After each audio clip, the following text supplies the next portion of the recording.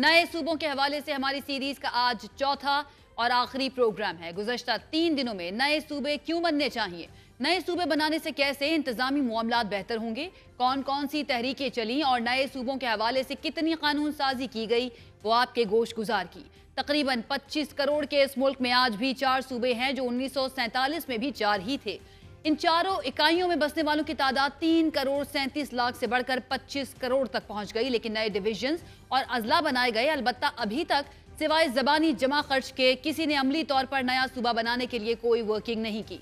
तकरीबन तमाम सियासी जमातों की तरफ से मुख्तलिफ अदवार में बिल्स पेश किए गए जो पास भी हुए, सियासत की गई जिसकी बदौलत नशिस्तें हासिल की गई। लेकिन सिवाय जनूबी पंजाब सूबा सेक्रेटेरिएट बनाने के अभी तक किसी सूबे की डेमोग्राफी तब्दील नहीं की गई।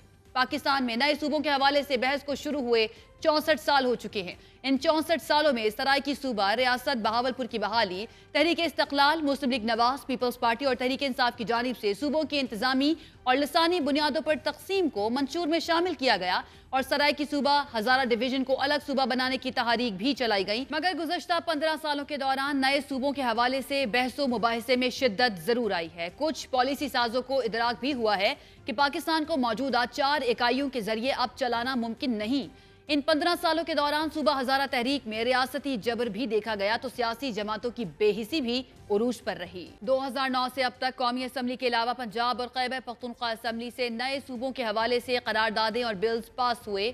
जनवरी 2012 में कौमी असम्बली में जनूबी पंजाब, सराइकी, हजारा और फाटा सूबों के हवाले से करारदादें पेश की गई, मगर पीपल्स पार्टी और MKM के दरमियान इख्तलाफ के बाइस कोई भी करारदाद मंजूर न हो सकी।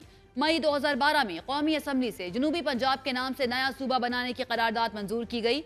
मई 2012 में ही पंजाब असम्बली ने बहावलपुर सूबे की बहाली और जनूबी पंजाब सूबे की तश्कील की 2 अलग अलग करारदादें मंजूर करते हुए पीपल्स पार्टी की वफाकी हुकूमत से यह मुतालबा कर दिया कि बहावलपुर सूबे की बहाली और नया सूबा बनाने के हवाले से इक़दाम किए जाएं।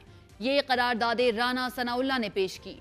पंजाब असम्बली से इन करारदादों की मंजूरी के बाद सेनेट और कौमी असम्बली मेंबरान पर मुश्तमिल 14 रुकनी कमीशन तश्कील दे दिया गया, जबकि 2013 इलेक्शन से कबल सेनेट से बहावलपुर और जनूबी पंजाब को पंजाब से काट कर अलग सूबा बनाने के लिए आइन में 24वीं तरमीम का बिल 2/3 अक्सरियत से मंजूर कर लिया गया।